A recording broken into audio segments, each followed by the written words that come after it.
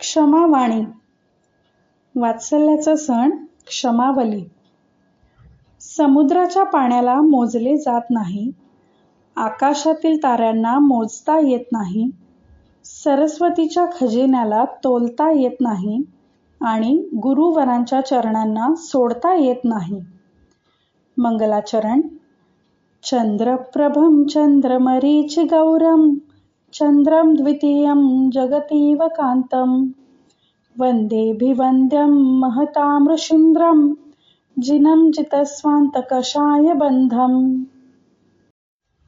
दशलक्षण महापर्वानंतर साजरा होणारा क्षमावली पर्व हा एक महापर्व आहे, ज्यात आपण वैरभाव सोडून एकमेकांची क्षमा मागतो.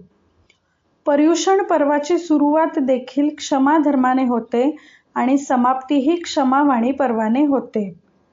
10 दिवस दशनियमनाचे पूजन करून आणि ध्यान करून जी निर्मळ अवस्था निर्माण होते, तसेच दशनियमनाचे उपदेश ऐकून जी आत्मशुद्धी होते, त्याचेच फळस्वरूप सर्व श्रावक श्राविका कोणत्याही निमित्ताने झालेली मनोमालिन्यता दूर करून एकमेकांची क्षमा मागतात आणि एकमेकांना क्षमा करतात. क्षमेमुळे अहिंसेला नवे जीवन मिळते. अहिंसेचे दुसरे नाव क्षमा आहे. क्षमा या शब्दातील क्ष अक्षरात ग्रंथी आहे. संस्कृतमध्ये मा शब्दाचा अर्थ नकार आहे. मनात क्ष सारखी गाठ ठेवू नका, हाच क्षमेचे संदेश आहे. क्षमेचा अर्थ दुर्बलता नाही, तर वीरता आहे. दुर्बलांची सहनशीलता ही कायरता म्हणतात, तर वीरांची सहनशीलता ही क्षमा आहे. मैत्रीभाव जगात माझा सर्व जीवांशी नित्य राहो. प्रत्यक्षात क्षमेचा सुखद परिणाम मैत्री आहे. कृतज्ञता, विनय, मैत्री इत्यादी सद्वृत्ती म्हणजे क्षमावाणीचे अमृत आहे. भूमिका. जोपर्यंत 10 धर्म आपल्या वर्तनात प्रकटत नाहीत, तोपर्यंत क्षमावाणीचा खरा लाभ मिळणार नाही. क्षमा ही आत्म्याचा नैसर्गिक गुण आहे. क्रोध आणि मानाचा त्याग हाच क्षमावाणीचा उद्देश आहे. क्षमावाणीचा संबंध केवळ क्रोधाच्या अभावाशीच नाही, तर क्रोध, मानादी विकारांच्या अभावाशी आणि त्यातून निर्माण होणाऱ्या निर्मळतेशी आहे. क्षमा मागताना मान कषाय बाधक ठरतो, तर क्षमा करताना क्रोध कषाय आड येतो.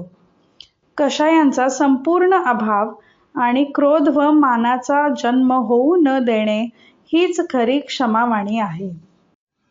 आजकाल क्षमा फक्त त्या लोकांकडून मागितली जाते ज्यांच्याशी आपले मैत्रीचे संबंध आहेत किंवा ज्यांच्याशी आपल्याला अपराध बोध होत नाही.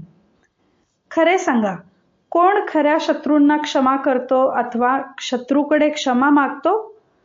क्षमा करण्याचे आणि क्षमा मागण्याचे आळवणारे लोक खूप मिळतील, पण हृदयातून खरी क्षमा मागणारे आणि क्षमा करणारे लोक आज दुर्मिळ झाले आहेत. या संदर्भात एक उदाहरण आहे. भगवान पार्श्वनाथ यांचे चरित्र आमच्या समोर आहे, ज्यांनी क्रोध कषाय दूर करून क्षमाभाव धारण केला. 10 भवांपर्यंत कमठाच्या जीवाने त्यांना त्रास दिला, तरीही मरुभूती जीवाने क्षमाभावाने तो त्रास सहन केला आणि भगवान पार्श्वनाथ बनून मोक्ष प्राप्त केला.